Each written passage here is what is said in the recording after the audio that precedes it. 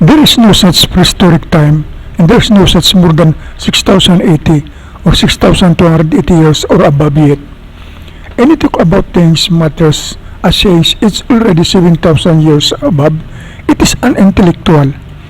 SORIANO and Dr. SAKIR NAIK and the scientist says there is already trillions or 13.5 billions of years, as others says 4.5 billions years, or as they said, billions of years.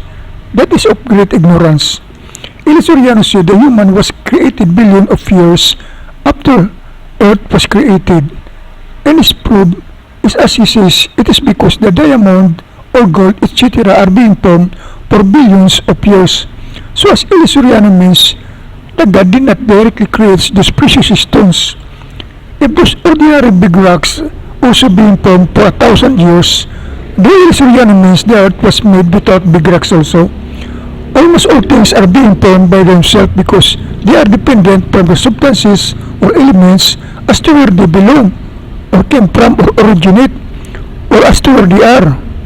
Meaning such things cannot be formed without a process. Although such things like water, fire, etc. were being or could be formed as through such elements around the environment, but it doesn't mean that God created heaven and earth as without water or fire yet. Now as to prove that when God created everything, the heaven and earth and everything in it, it is just for 6 days. It was written that God created everything as just within 6 days. Exodus 20 verse 11, Exodus 31 verse 17. SORIANO said he didn't believe it was not written in the Bible, and he said he trusts the Bible, but ironically he says that's why the scientists don't believe the Bible. So as he means he believes the scientists than the Bible. So with this you will know if was really SORIANO, as it was written Proverbs 18 verse 2. I computed the days from Adam to Jesus, and it is approximately 4,000 years since not all was written in the Bible.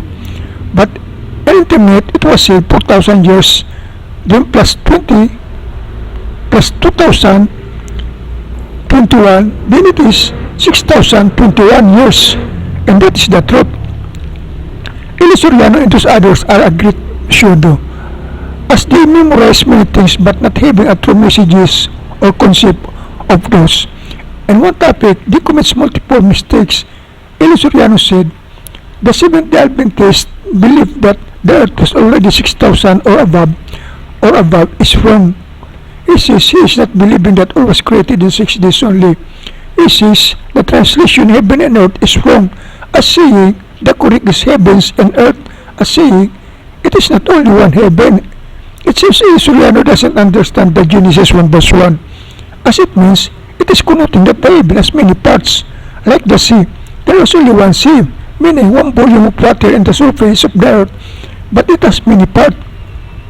That is why in Genesis 14 verse 19 and Genesis 14 verse 22, it was stated God is the creator of heaven and earth. And SORIANO says there is not yet point of time in Genesis 1 verse 1. If there is not yet point of time in Genesis 1 verse 1, how could SORIANO know the earth was already 3 trillion years or trillions years? Indeed, SORIANO just can't understand the Genesis 1 verse 1 to 5, that this is just in one day. And they said, and there is evening and there is morning, stated in verse 5.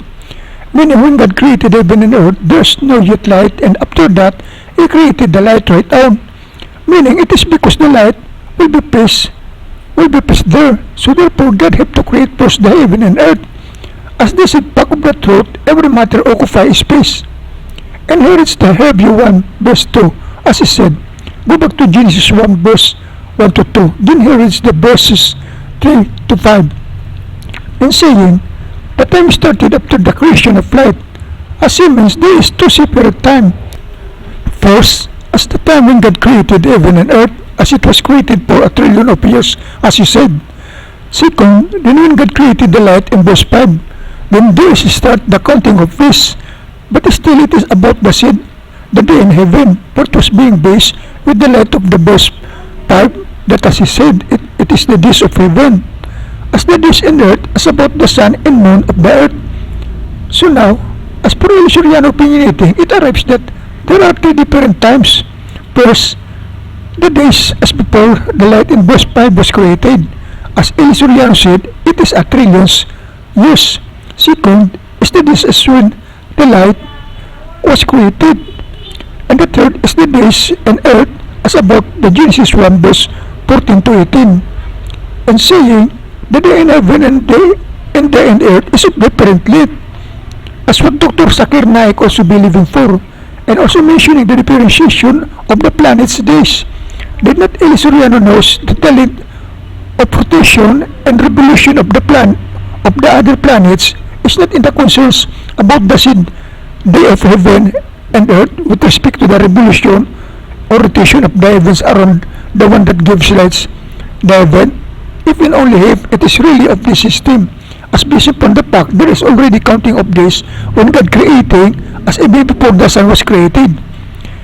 And the same way of the earth around the sun of the earth, as the day in heaven and earth is just the same.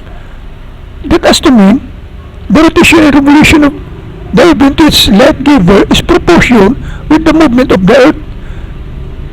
SORIANO raised the Genesis 1 verse 5 as saying it's different than verse 14 as saying let there be lights as not light, not plural as it means or said. SORIANO couldn't get the two messages of verse 15 as these lights means as referring to the sun and moon and stars as in verse 14, while in verse 3 as to the said light, this is not as about singularity of light. It refers to the light either from such sources or from single source that makes the surrounding to be bright. So as SORIANO said, to refer in verse 3 is different. As was stated, let there be light as not lights. But SORIANO teaches what things in earth, there are also in heaven. But SORIANO did not think that God makes the length of the days of heaven and earth to be the same. And this was being justified in Exodus 20 verse 11 and Exodus 31 verse 17 and Genesis 2 verse 1 to 2. It was stated, it is just by the 6 days the heaven and earth were completed in all their vast array. So, there was no statement that there is preceding days or day other than these 6 days.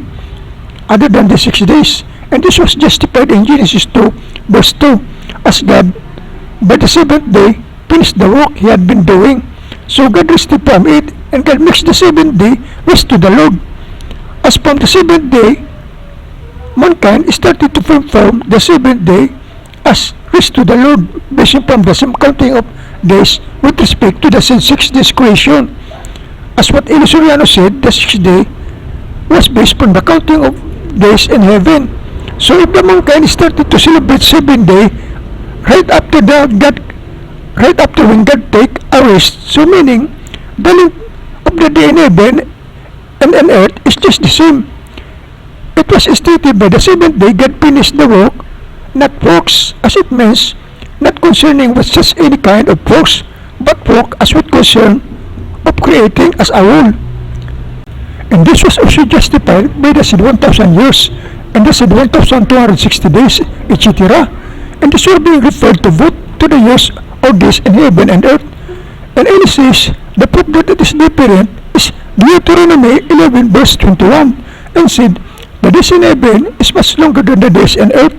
The fact this Deuteronomy 11 verse 21 proves also that the days in heaven and earth is just of the same length. And so SORIANO says that is why many scientists rejected the Bible. Now if many scientists rejected the Bible, it is as to mean the understanding of the scientists of the Genesis 1 verse 1 to 5, it is so clear that they understood it as just one day, same to earth. And they rejected it because they understand it that it contradicted their opinion. The fact, it is their opinion that contradicted the Bible. So while SORIANO believes the scientist when they were writing in the Bible, contradicting his own words that he will only believe if it is written, and understood that Genesis 1 verse 1 to 5 as there is a gap of billions of years as before God created everything in heavens and on earth. Then SORIANO mentioned the dinosaurs as saying these were created millions of years as before the said 6 days of God creating, which is also opposed. I have an explanation about this in my post. And again, as saying, the reckoning of time started when the light in Genesis 1 verse 3 was created, which is indeed true. As SORIANO just jumped into conclusion that there is already billions years when God created heaven and earth, as before God created the light in Genesis 1 verse 3. SORIANO just misunderstood that Deuteronomy 11 verse 21, as the words, as many as the days that heavens are above the earth, means what days pass in earth is as the same days in heaven that are above the earth. And SORIANO is saying there is a civilization 35,000 years ago. So with this, SORIANO contradicted this teaching, as he also said the years from Adam into these days is 6,450 years, more or less. And one more thing, as he based this matters also with the diamonds as being formed in billions years. So that is why, as he said, the earth was already in a trillion years.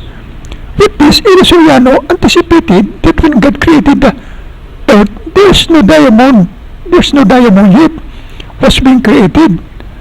Just as SORIANO also based it into the sun rays, as saying it is of somewhat millions of years that the sunlight could reach the earth. As to this, SORIANO never realized as how could those living things live, as if the sunrise or the sunshine or sunlight not reaching yet the earth for millions of years. Then yet SORIANO even said there are scientists that also committing mistakes. Then as the other scientists has different observation as contradicting from each others. Before this, SORIANO also teaches that the one day in heaven is 1 million years in earth. As he says, the day in heaven is longer than the day in earth now. So to know if how many days now are the creation of everything in earth, as basing with the days of heaven of the Genesis 1 verse 3. First we have to multiply the 6,450 years, the said years from Adam up to now, then multiplying it by 12 to know how many months, and multiplying it by 30 to know the total of days. This is equals to 2,320,000 days. Then dividing it by 1 million, so it will be 6 days plus 2.3 days equals 8.3 days. So meaning, this is only the days that occur since God created everything in earth, as with regards to SORIANO opinion. So meaning, since SORIANO says that 6 days is the days of heaven, so it is 6 plus 1 million. So it is 6,450 years. Then multiplying it by 360 days equals to 2,322,000, meaning the earth is just of 2 days of the heaven. So meaning the people not just celebrating the Sabbath to the Lord.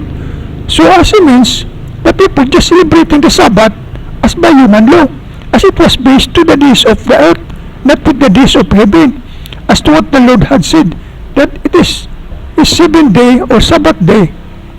Now, if the one day in heaven is 1 million days in earth, then therefore, import days of the creation, as there is already sun, or as a reckoning of days in earth, so what it means, there is already 2 million days in earth from 40 days. So when it was said, from Adam to now is just 6,450 years, or 2,322,000 days, as it must be 4,322,000 if basing from the opinion of SORIANO and others. Meaning, on this very time, the Lord just right away and finished his rest, because the days in heaven was just happening right now, as the earth just having it at 2,322,000, which is 2.322 days in heaven, based from SORIANO and others' opinion. So it is 6 from Genesis 1 verse 3 to Adam plus 2.322 from Adam to now equals 8.322 days. The opinion of SORIANO and Dr. SAKIR NAIK and the scientists will contradict all aspects. When God created the lights in heaven, Genesis 1, verse 14 to 19, it's just the same of the seed, and there was evening and there was morning of the Genesis 1, verse 1 to 5, when God created the light, sun, moon, and stars in heaven. But SORIANO will say again, it is only said light, not lights. As to this, it is not about plurality. It is only about light, but it don't mean that it is just one source of light. And as to say light, it don't mean as about the brightness. So it is impossible. It is so impossible that God created the earth for 1 trillion of years already, as what SORIANO is saying. For the earth is so small comparing with the sun and the stars that were created only for one day. So meaning again, as SORIANO means, the Bible again commits mistakes. Then why does SORIANO said he will not believe if it is not written in the Bible? But he kept on rebutting the Bible. So as SORIANO means, he is better than the Bible in or censoring the Bible just because of such experimentations of the scientists. As to which SORIANO himself said, the scientists always having an error in their experimentation, as some scientists having different conclusions. SORIANO just couldn't understand the Genesis 1 verse 1 to 5, as SORIANO concluded this, that there is two separate counting of days. The first one is that things before God created the light in verse 5. Then it is start again a counting of days as with concern with everything that was created in earth. Now, how could SORIANO count the days before the lights in verse 5 was created? As SORIANO said, it was 1 trillion of years, as if he said. The counting of days just start when the light in verse 5 was created, as that the lights of Genesis 1, verse 14 to 15.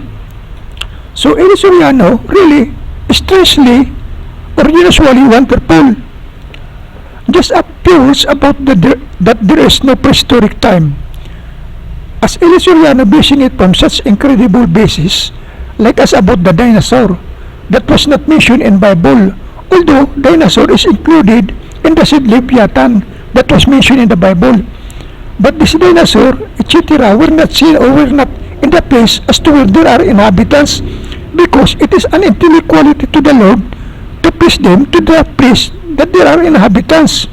But it was believed that they existed because of the fossils that were being found. So these people concluded that the dinosaur existed or was created before the 6 days creation, as they rejected the truth that everything in heaven and earth was created within that 6 days. This creature were not as because God created them from far off lands, away from inhabited lands. But in time of the great floods, during Noah's time, they were being killed and their body were being drifted by the floods into such places. Then for many times or years passed before the earth was being filled again by the peoples, their bones or fossils were being buried by their own weights and or as by the rains or waters. Just think about this. Is God almighty but not intellectual? He could create everything for just 6 days, but he did it for trillions or billions of years, as it remained dormant or worthless for trillions or billions of years until the 6 days creation.